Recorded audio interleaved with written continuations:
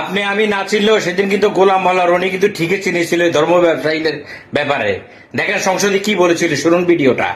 সেই দলের প্রতিষ্ঠাতা মাওলানা আবুল আলা মওদুদী বলতেন, এইভাবে প্রকাশ্য জনসভায় লাঠি উঁচিয়ে বলতেন, ও মোহাম্মদ কোন হ্যায়, আমার এই লাঠির যে শক্তি আছে মৃত মোহাম্মদ রাসূলুল্লাহ সাল্লাল্লাহু আলাইহি সাল্লামের সেই শক্তিটুকু নাই।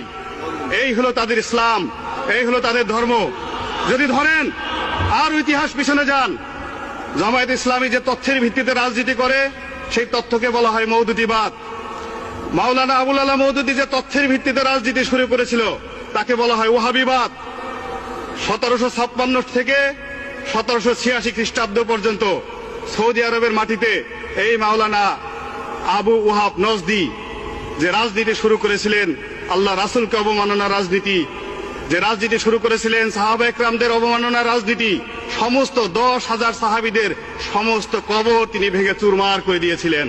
এবং তিনি একই কথা বলতেন যে মুহাম্মদুর রাসূলুল্লাহ এবং তার সাহাবী যারা মারা গেছেন তাদের ন্যূনতম শক্তি নাই, তাদের কোনো ক্ষমতা নাই, তাদের কোনো মর্যাদা নাই।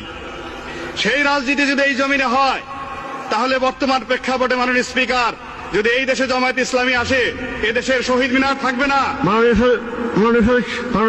স্পিকার আমাকে 2-3 মিনিট সময় দিবেন। আপনি শুনেন, আপনার সময় আরো 5 মিনিট বৃদ্ধি করা হলো।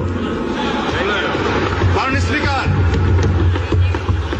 যদি জামায়াত ইসলামী এবং তার দোসরেরা এই দেশের রাষ্ট্র ক্ষমতায় পুনরায় আসে কি হবে? তারা যা বিশ্বাস করে এই দেশে হাইকোর্ট মাজার থাকবে না।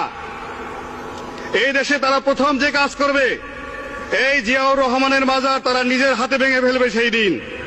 কেননা তারা বিশ্বাস করে মাজারে জিয়ারত করা হারাম। আপনারা নিশ্চয় এতক্ষণ কথাগুলি শুনেছেন। হ্যাঁ, গোলাম মোল্লা রনি ভাই কি বলেছিল? আসলে এরা ইসলামের নাম দিয়া ধর্ম